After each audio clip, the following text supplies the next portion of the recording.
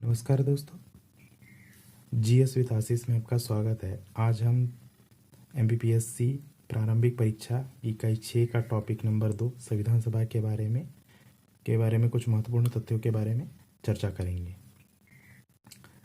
भारत में संविधान सभा के सिद्धांत का जो दर्शन है, सर्वप्रथम तिलक के निर्देशन में निर्मित स्वराज विधेयक कब आया था? 1895 ईस्वी में दिखता है।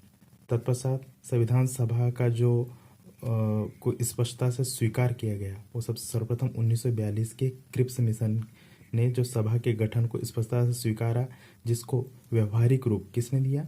कैबिनेट मिशन ने व्यवहारिक रूप दिया है। ठीक है, 1946 के कैबिनेट मिशन ने व्यवहारिक रूप दिया। तो याद रखिएगा, 1946 के कैबिनेट मिशन के अनुशंसा पर ही क्या था? संविधान सभा का निर्माण किया गया था। ठीक है, इसके जो दो अध्यक्ष, एक अध्यक्ष हैं, अध्यक्ष के बारे में अपन फैक्ट देख लेंगे कि एक अस्थायी अध्यक्ष थे और एक स्थायी अध्यक्ष थे। अस्थायी अध्यक्ष डॉक्टर सच्चिदानंद सिन्हा थे, ठीक है, और स्थायी अध्यक्ष डॉक्टर राजेंद्र प्रसाद थे। इनके बारे में, इस संविधान सभा के जो अध्यक्ष हैं, इसके बारे में आगे और दो फैक्ट अपन पढ़ेंगे। ठीक है, उपाध्यक्ष थे HC मुखर्जी। ठीक है, संवैधानिक सलाहकार हुए हैं बी एन राव, इनका पूरा नाम है सर बेनेगल नरसिम्हा राव। याद रखिएगा, सर बेनेगल नरसिम्हा राव भी आ सकता है कभी कभी। ठीक है, एमपीपीएससी मेंस में पूछा हुआ है 3 मार्क में। ठीक है, फिर सदस्यों का विभाजन, सदस्य देख लेंगे अपन। सभा के जो सदस्य थे, अध्यक्ष उपाध्यक्ष के बारे में तो देख लिया अपन ने, संवैधानिक सलाहकार देख लिया। अब सदस्यों के बारे में देख लेंगे। विभाजन, यानी भारत का जब विभाजन हुआ, पाकिस्तान बनने से पहले 389 सदस्य थे, 389 सदस्य थे किसके? संविधान सभा के, जिसमें से जिनका वर्गीकरण इस प्रकार से देख सकते हैं अपन। 390 सदस्यों में से 292 सदस्य ब्रिटिश भारत के 11 प्रांतों से थे। ठीक है, ब्रिटिश भारत के 11 प्रांतों से थे। और 93 सदस्य थे वो देसी रियासतों से थे, जबकि 4 जो थे चीफ कमिश्नरी क्षेत्रों से थे। तो ये इसका जो वर्गीकरण है, 389 का जो वर्गीकरण, 390 सदस्यों का वर्गीकरण, ये जरूर याद रखिएगा। और मैं आपको आगे भी बताऊंगा कि ये 292 प्लस जो 4, यानी ये जो चुनाव हुए थे, चुनाव के पश्चात जो वर्गीकरण था सांप्रदायिक आधार पर, ये भी पूछा जा सकता है। ठीक है, फिर चूंकि विभाजन से पूर्व 389 सदस्य थे और 31 अक्टूबर 1947 को विभाजन के पश्चात ये 389 जो सीट है, संविधान सभा के सदस्यों की संख्या 389 से घटकर 299 रह गई। संविधान सभा हेतु सर्वप्रथम जो चुनाव हुए थे, ये पूछ सकता है डायरेक्ट इफेक्ट, एक बार पूछा भी है शायद किसी एग्जाम में। संविधान सभा हेतु सर्वप्रथम जो चुनाव हुए थे, वो याद रखिएगा जुलाई 1946 में हुए थे। जुलाई 1946 में सर्वप्रथम चुनाव हुए थे संविधान सभा को चुनने के लिए। ठीक है, और चुनाव पश्चात जो सदस्यों का वर्गीकरण था, जैसे अपन ने पहले पढ़े थे, 389 सदस्यों का जो वर्गीकरण है, वो चुनाव हुए थे कितने? 292 प्लस 4 सीटें। 292 वो जो थे ब्रिटिश भारत के 11 प्रांतों से और 4 चीफ कमिश्नरी क्षेत्रों से, ये होते हैं टोटल 296। इनमें से क्या हुआ कि 292, इसमें से टोटल जो सदस्य चुने गए थे वो किस प्रकार थे? कांग्रेस ने 208 सीटें जीती थी, इसमें जिसमें चुनाव हुए थे, इन सीटों पे जितने पे चुनाव हुए थे, उसमें से कांग्रेस ने 208 सीटें जीती थी। ठीक है, और मुस्लिम लीग ने कितनी जीती थी? 73 सीटें जीती थी। मुस्लिम लीग ने 73, ये आंकड़े जरूर याद रखिएगा, ये ऑब्जेक्टिव में आ सकते हैं। 208 कांग्रेस ने, 73 मुस्लिम लीग ने, और अन्य दलियों व निर्दलियों ने 15 थे। याद रहेंगे, अन्य दल और निर्दलियों ने 15 थे इसमें। और आगे मैं अभी बताऊंगा महिलाओं की संख्या में, कंफ्यूज मत होना। ठीक है, अन्य दल व निर्दलीय में कितने हैं? 15 है, और महिलाएं भी 15 ही हैं। ठीक है, तो मैं आगे बताऊंगा उसके बारे में। खैर, देसी रियासतें जो थी 93 थी। देसी रियासतें जो थी 389 में, देसी रियासतों का जो वेटेज था 93 था। पर इन्होंने क्या किया? जो संविधान सभा में भाग ही नहीं लिया। ठीक है, इन्होंने संविधान सभा में भाग ही नहीं लिया। ठीक, आगे देख लेते हैं। सभा में प्रतिनिधियों का जो सांप्रदायिक आधार पर वर्गीकरण, मैंने बताया था ना पहले आपको कि 389 में 200 जो 92 थे, 292, और फिर ये चुनाव हुए 4 है ना, 292 296 टोटल पदों सीटों पे चुनाव हुए। तो मैंने बताया था 296 सदस्यों में से जो सांप्रदायिक आधार पर पूछ सकता है, सांप्रदायिक आधार पर प्रतिनिधित्व किस प्रकार से था। अभी तो हमने पार्टी वाइज देख लिया, निर्दलीय वाइज से कांग्रेस हो गया, मुस्लिम लीग हो गया, अन्य दल व निर्दलीय हो गया। ठीक है, ठीक उसी प्रकार ठीक है। उसी प्रकार ये अपन ये भी देख सकते हैं कि क्या सांप्रदायिक के आधार पर, तो सांप्रदायिक सामान्य थे 213, मुसलमान थे 79, ठीक है। सामान्य थे 213, मुसलमान 79 और सिख थे 4, ठीक है। तो ये सीटों का वर्गीकरण जो सांप्रदायिक आधार पर वर्गीकरण है, ये इसको जरूर याद रखिएगा। फिर सभा में सदस्य जो थे, मैंने बताया था पहले, निर्दलीय, ये निर्दलीय जो सदस्य थे कितने थे, 15 थे। अन्य और निर्दलीय सदस्य जो 15 थे। ठीक उसी प्रकार क्या हो रहा है, सभा में जो महिलाएं सदस्य थी वो थी 15 और अनुसूचित जनजातियां थी 33, ठीक है। तो अनुसूचित जनजातियों के जो सदस्य थे वो कितने थे, 33 थे। ये दोनों आंकड़े, ये जो बहुत ही इंपॉर्टेंट है, ये वाला और एक ये वाला। अब सभा की प्रथम बैठक हुई थी 9 दिसंबर 1946 को।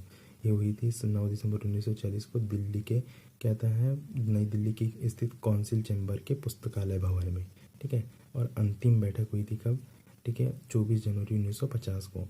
24 जनवरी 1950 को अंतिम बैठक हुई थी और इसी बैठक में डॉक्टर राजेंद्र प्रसाद को भारत के प्रथम राष्ट्रपति चुन लिया गया था, ठीक है। तो प्रथम बैठक हुई थी 9 दिसंबर 1946 को, ठीक है। और अंतिम जो बैठक है 24 जनवरी कहता है 1950 को हुई थी। ये जरूर याद रखिएगा। इसी दिन डॉक्टर राजेंद्र प्रसाद को क्या किया था, भारत का राष्ट्रपति चुन लिया गया था, ठीक है। फिर सभा की जो प्रथम बैठक है, ये पूछ सकता है डेट और टाइम, ठीक है। तो डेट तो ये बता दिया 9 दिसंबर 1946 को, और डेट और टाइम सॉरी एक ही होता है, डेट और स्थान पूछ सकता है, यानी दिनांक और स्थान पूछ सकता है। तो स्थान था सभा की प्रथम बैठक जो है नई दिल्ली स्थित काउंसिल चैम्बर के पुस्तकालय भवन में। कहाँ पे, नई दिल्ली, याद रखना, बम्बई मत लगा देना, क्योंकि वो 1885 की वो होता है ना गठन कांग्रेस का, तो वहाँ पे बम्बई है, ठीक है। तो इससे उससे कंफ्यूज मत हो जाना, कई बार ही कंफ्यूज हो जाता है, ठीक है। तो ये हुई थी प्रथम जो बैठक हुई थी नई दिल्ली स्थित काउंसिल चैम्बर के पुस्तकालय भवन में, ठीक है। 211 सदस्यों ने इसमें भाग लिया था। कभी ये याद रख लीजिएगा, 211 सदस्य कभी पूछ लिया तो, क्योंकि अब तो इतना टाइम मिल ही चुका है तो कुछ भी एक्सपेक्ट कर सकते हैं एग्ज़ाम से, तो ठीक है।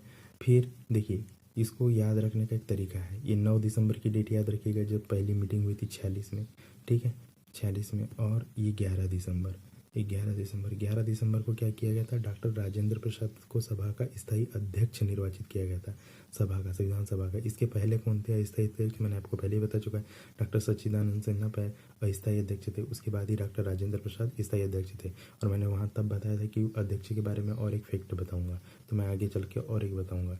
जब संविधान सभा का कार्य होता था, संविधान के निर्माण से संबंधित जो भी कार्य होते थे, तब उसकी अध्यक्षता डॉक्टर राजेंद्र प्रसाद करते थे, ठीक है, जो यहाँ लिखा है मैंने स्थायी अध्यक्ष। परंतु जब यही संविधान सभा के अनेक कार्य और भी थे, केवल संविधान का निर्माण ही नहीं और भी कार्य थे, तो जब विधायिका के रूप में यही संविधान सभा कार्य करती थी, तब जीवी मावलंकर जो हमारे प्रथम लोकसभा अध्यक्ष भी रहे हैं, वो उसकी अध्यक्षता करते थे, ठीक है दोस्तों।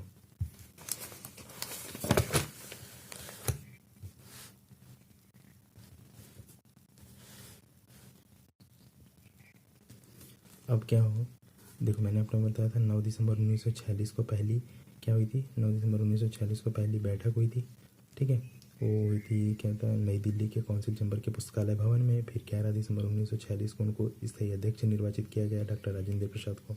फिर नेहरू द्वारा उद्देश्य प्रस्ताव 13 दिसंबर 1946, देखिए ये लगी डेटें हैं, 9 दिसंबर, 11 दिसंबर और 13 दिसंबर, ठीक है। 13 दिसंबर पूछता है ये डायरेक्ट कब पेश किया था उसने उद्देश्य प्रस्ताव, नेहरू जी ने उद्देश्य प्रस्ताव कब पेश किया था, तो ये याद रखिएगा 13 दिसंबर 46, और उसको स्वीकृति मिली थी 22 जनवरी 1947 को, ठीक है। 22 जनवरी 1947 को उद्देश्य प्रस्ताव को स्वीकृति दे दी गई थी, ठीक है। यानी एक प्रकार से एक फॉर्मेट, उद्देश्य प्रस्ताव जो होता है ना, उद्देशिका जो हमारी भारत के संविधान की जो उद्देश्य क्या था, प्रस्तावना है, प्रस्तावना के बारे में, यानी किस टाइप से होगा, क्या होगा, उसका संक्षिप्त रूप सार के रूप में प्रस्तुत किया था, ठीक है। फिर स्वतंत्रता पश्चात संविधान सभा के तौर पर जो है इसकी अध्यक्षता, देखिए मैंने पहले ही बता चुका आपको कि संविधान सभा के तौर पर तो उसकी अध्यक्षता डॉक्टर राजेंद्र प्रसाद करते थे, किंतु जब विधायिका के तौर पर, यानी विधायन का जो कार्य होता है, विधायन का कार्य हमारे यहाँ कहाँ होता है, पार्लियामेंट में होता है, संसद के तौर पर, तो उसके जो अध्यक्ष थे जीवी मावलंकर करते थे उसकी अध्यक्षता, गणेश वासुदेव मावलंकर। कभी कभी फुल फॉर्म भी पूछ लेता है, जैसे मैंने बताया था आपको पहले कि BN राव, ठीक है। BN राव का बताया था ना मैंने आपको, बेनेगल नरसिम्हा राव, ठीक है, संवैधानिक सलाहकार थे। ठीक है, उनके बारे में और भी फैक्ट मैं आगे बताऊंगा आपको कि उन्हें किन और देशों के संविधान निर्माण में सहायता की है या संवैधानिक सलाहकार के रूप में सहायता की है। ठीक है, अब ये ज़रूर याद रखिएगा दोस्तों, क्योंकि इस बार क्या है, टाइम भी कुछ ज़्यादा मिल चुका है और एक तो क्या है, कंपटीशन लेवल भी बढ़ रहा है। ठीक है, तो ये ज़रूर याद रखिएगा, ये डेट जो मैंने पहले भी बताया था आपको, एक 9 दिसंबर की डेट बताई थी, एक 11 दिसंबर, एक 13 दिसंबर, एक 22 जनवरी। और चूँकि संविधान सभा के वाचन की तिथियाँ भी पूछ सकता है कि प्रथम वाचन तिथियाँ 3 तो वाचन हुए थे, आपको पता ही होगा। ठीक है, प्रथम वाचन हुआ था 4 से 9 नवंबर। इसमें कुछ नहीं याद करना है, नवंबर और अक्टूबर का महीना ही है, एक बीच से बीच में ही बस अक्टूबर आया है सेकेंड वाले में, बाकी तो नवंबर का महीना, नवंबर के महीने की डेटें याद रख लेना आप। ठीक है, बस ईयर चेंज होंगे, एक 48 है और फिर यहाँ पे क्या था 48 49, जो सेकेंड वाला है यही सब ये है, इसी में चेंज है। बाकी पहले वाले में दूसरे वाले में ना तो महीना चेंज है और न ही ईयर चेंज है। देखिए यहाँ 48 है, यहाँ 49 है, यहाँ 48 से 49 गया है। ठीक है, तो संविधान सभा के वाचन प्रथम क्या है, 4 से 9 नवंबर 1948 को। ठीक है, आपको अगर याद नहीं आता होगा तो आप ऐसा कर लीजिएगा, मैथ से जोड़ते आती होगी किसी को, 4 और 5 9, तो 5 दिन का गैप था, यानी 5 दिन।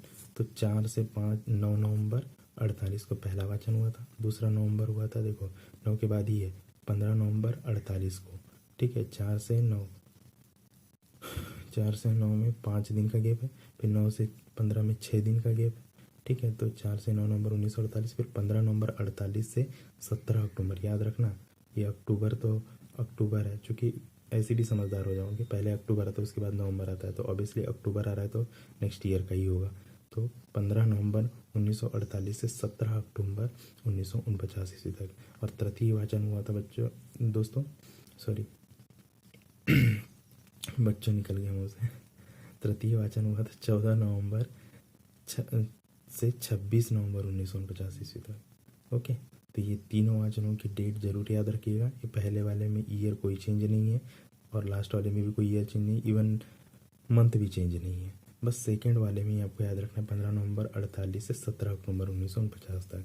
ठीक है, ये याद रखिएगा दोस्तों। ठीक है, फिर 26 नवंबर 1949 ईस्वी को, जब 26 नवंबर 19 जब हमारा संविधान निर्मित हुआ था तो 26 नवंबर 1949 ईस्वी को पूर्णतः बनकर तैयार हो चुका था, जिसमें 284 सदस्यों ने संविधान पर हस्ताक्षर किए थे। वही सदस्य जो मैंने आपको संविधान सभा के सदस्य बताए थे ना, जो विभाजन के पश्चात 299 रह चुके थे 31 अक्टूबर 47 में। तो ये 26 नवंबर 1949 ईस्वी को उपस्थित 284 सदस्यों ने संविधान पर हस्ताक्षर किए, और उसमें भी याद रखिएगा कि 8 महिला सदस्य थी, और मैंने टोटल महिला सदस्य कितनी बताया था 15, और अनुसूचित जाति जनजातियों की संख्या कितनी बताया था मैंने, अनुसूचित जनजातियों की संख्या मैंने बताया था 33। ठीक है, 33 ही थी। ठीक है, क्योंकि 26 नवंबर 1949 को भारत का संपूर्ण संविधान तैयार हो गया था, और तैयार तो हो गया था 26 नवंबर 1949 को, पर वो पूर्णतः लागू नहीं किया गया था। पूर्णतः तो 26 जनवरी 1950 को, इसीलिए तो अपन क्या है गणतंत्र दिवस मनाते हैं 26 जनवरी को। ठीक है, तो 26 जनवरी को, ये याद रखना डेट है 26 ही, पर ये नवंबर का महीना है और वो जनवरी का महीना है। ठीक है, तो 4 व्यवस्थाओं, तो जब 26 नवंबर 1949 को भारत का जब संपूर्ण संविधान, तो केवल 4 ही व्यवस्थाओं को लागू किया गया था, और फिर उसके पश्चात शेष जो संपूर्ण संविधान है उसको 26 जनवरी 1950 को लागू किया गया था। तो ये पूछ सकता है कि वो कौन सी 4 व्यवस्थाएं जो थी जो 26 नवंबर 1949 को ही लागू कर दी गई थी। तो उसमें थी पहली अंतरिम संसद के संबंध में प्रावधान, अंतरिम संसद, और अंतरिम संसद कुछ और नहीं थी, यही संविधान सभा आगे बढ़कर अंतरिम संसद का भी काम करने लगी थी। ठीक है, तो अंतरिम संसद, नागरिकता, चुनाव और संविधान के अस्थायी प्रावधानों को 26 नवंबर 1949 को ही क्या था लागू किया गया था, और फिर शेष संविधान 26 जनवरी 1950 को लागू किया था। अब ऐसा विचार आता होगा कि क्यों ही 26 जनवरी ही क्यों लिया गया, है ना। तो उसके संबंध में ये है कि कभी पूछा जा सकता है, खैर पूछते तो नहीं है पर फिर भी पता होना चाहिए कि 26 जनवरी का दिन जो है लाहौर में, तब तो पूरा एक ही था, अविभाजित भारत था ना, तो 26 जनवरी का दिन लाहौर में जो है कांग्रेस द्वारा मनाया गया भारत के प्रथम पूर्ण स्वराज दिवस। 26 जनवरी कब था? 1930 की स्मृति को सजोए रखने के लिए ये 26 जनवरी का दिन चुना गया था। इसी दिन हमारा पूरा संविधान लागू किया गया।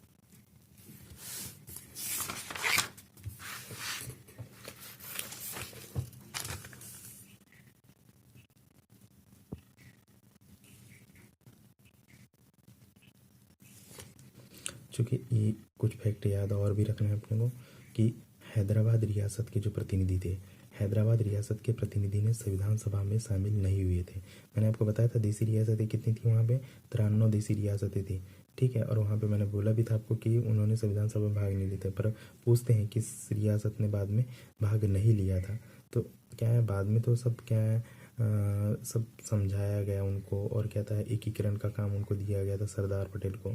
तो ये सब चीज़ तो बात की बात है, पर ये ज़रूर याद रखिएगा कि पूछ सकता है कि किस रियासत ने, स्पेशली किस रियासत ने इसमें भाग नहीं लिया था, तो हैदराबाद रियासत का।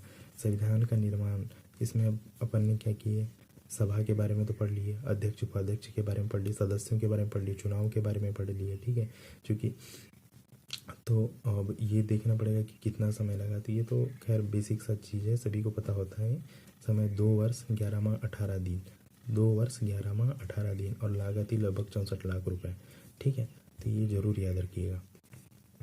अब चूँकि संविधान सभा के जो सदस्य हैं, संविधान सभा की जो महिला सदस्य थी ना 15, उनमें या तो आपको प्रिलिमिनरी में पूछ लिया जाएगा, क्योंकि ये तो पीएससी का बहुत चिर परिचित क्वेश्चन है कि बताइए इनमें से कौन सदस्य नहीं रहा है। तो ऐसे कंडीशन में आप प्रीवियस ईयर के पेपर भी देख लीजिएगा, कहीं राज्यपाल हो, कहीं मुख्यमंत्री हो, कहीं आयोग के सदस्य हो, है ना, आयोग के आयोग के अध्यक्ष हो। सदस्य तो इतने याद नहीं कर पाएगा आदमी, पर अध्यक्षों को तो याद रखेगा। जैसे अभी वो क्या बोलते हैं, अभी 32 है ना, प्रदीप जोशी 32वें हैं शायद, जहाँ तक यूपीएससी के जो चेयरमैन है 32, तो 32 के नामों को थोड़ा ज़रा देख लीजिएगा, ठीक है। तो मैंने वैसे ही ये संविधान सभा के जो महिला सदस्य हैं उनके लिए ट्रिक मेरे पास है लिखी हुई, तो आप अगर चाहें तो इसको याद कर लें या फिर अपने हिसाब से कर लें, जैसा आपको ठीक लगे, उचित लगे, पर याद ज़रूर कीजिएगा, ये पूछ सकता है। और इवन मेंस में भी 3 मार्कर्स में पूछ सकते हैं कि किन्हीं 3 के सदस्य के नाम लिख दीजिए, ठीक है। तो ये है, इसके लिए ट्रिक है थोड़ा। सांस ने, इसको ऐसे पढ़ेंगे अपन, सास, हिंदी का सास होता है ना, सांस ने, सास सास ससुर वाला सास। अब थोड़ा प्रोनाउंसिएशन में प्रॉब्लम हो सकता है, ठीक है। तो सास ने डीबी से, डीबी डीबी दैनिक भास्कर वाला डीबी, ठीक है। डीबी मॉल भी है एक, है ना। तो सास ने डीबी से, डीबी मॉल ही याद रखिएगा, दैनिक भास्कर मत याद, डीबी मॉल से क्या था, पूमा के कपड़े दिलाए, ठीक है, पूमा के कपड़े दिलाए। फिर दूसरी लाइन ऐसे याद रखिएगा, देखो इन दोनों का कहीं कॉम्बिनेशन नहीं है, पर एक ट्रिक जैसे याद रखना है, तो इसलिए मैंने सोचा कि लिख दूँ। हंसा जी ने कमाल की लीला देखी, ठीक है। हंसा जी हैं, उन्हें कमाल की लीला देखी। अपन देखते हैं ना रामायण में लीला देखते हैं उस टाइप से, तो हंसा जी ने कमाल की लीला देखी। और पंडित जी ने रेणुका को अमृत पिलाया। अब अमृत वाला काम तो वही देवताओं या पंडितों के पास में था, तो पंडित जी ने क्या किया, रेणुका को अमृत पिलाया, ठीक है। आप अपने हिसाब से देख लीजिएगा। ये पूरे जो सदस्यों के नाम है ये नंबर से लिखा हुआ है ना, जो 1 2 3 4 5 6, ये उन्हीं का ये फुल फॉर्म मैंने लिख दिया है। उनके वो किसको किस नाम को वो दर्शा रहे हैं। जैसे सास लिखें तो SAAS, S means Sarojini Naidu, A means Ammu Swaminathan, A means एनिमेस के, देखो तो 2 S हैं 2 ए हैं, कंफ्यूज नहीं होना, आगे पीछे आप कर सकते हैं अपने हिसाब से, ठीक है। चूँकि मैंने ये नाम लिखे, ये कभी कभी ऐसा भी हो सकता है ज़्यादा टफ क्वेश्चन तो पूछे कि किस राज्य से थे, किस राज्य से बिलोंग करते थे, तो आप ज़रूर याद रखिएगा। जैसे सरोजनी नायडू बिहार से थी, अमू स्वामीनाथन मद्रास से थी, एनिमेस के इनका मुझे मिला नहीं है, खैर अगर मिले या आपको पता हो तो आप मुझे कमेंट कर दीजिएगा, ठीक है। सुचेता कृपलानी यूपी दक्षिणी, डी से, डी भी है ना, दक्षिणी विल्यदून मद्रास से थी। बी से फिर बेगम एजाज रसूल यूपी से थी। पीयू पूमा लिखे था ना बने, तो उसका पीयू का पूर्णिमा बनर्जी यूपी से। एम मालती चौधरी उड़ीसा से। हंसा मेहता बम्बई से, ठीक है, हंसा मेहता बम्बई से। फिर कहता है जी दुर्गाबाई मद्रास से, ठीक है। फिर उसके बाद कमाल, कमाल से कमला चौधरी यूपी से, लीला से लीला रे बंगाल से, पंडित विजयलक्ष्मी, विजयलक्ष्मी पंडित से यूपी, और रेणुका रॉय बंगाल, और अमृत से राजकुमारी अमृत कौर। ये राजकुमारी अमृत कौर के बारे में याद रखिएगा, मध्य प्रांत से भी। और इनके बारे में अगर 3 नंबर का लिखने भी आ जाए तो ये कहता है पहली महिला थी जो कैबिनेट मिनिस्टर थी, हेल्थ डिपार्टमेंट था जहाँ तक मुझे पता है, स्वास्थ्य विभाग था। पहली महिला जो कैबिनेट मंत्री रही हैं वो राजकुमारी अमृत कौर थी। पूछते हैं ना ऐसे क्वेश्चन कि पहली महिला जो गवर्नर रही है वो सरोजनी नायडू थी, ठीक है, सरोजनी नायडू थी। और अगर ये भी पूछ सकते हैं कि पहली महिला जो मुख्यमंत्री रही है सुचित्रा कृपलानी, ठीक है। तो अब आज की क्लास यहीं करते हैं दोस्तों। आप बताइएगा कि कैसा लगा मेरा पढ़ाना, कुछ गलतियाँ हुई हों या कुछ सुधार करना हो तो आप कमेंट कीजिएगा, ठीक है। तब आगे फिर अपन नेक्स्ट टॉपिक के बारे में चर्चा करेंगे। धन्यवाद। प्लीज़ मेरा ये चैनल है GS विथ आशीष, इसको लाइक और सब्सक्राइब कीजिएगा और शेयर भी कीजिएगा दोस्तों अगर ठीक लगे तो। धन्यवाद।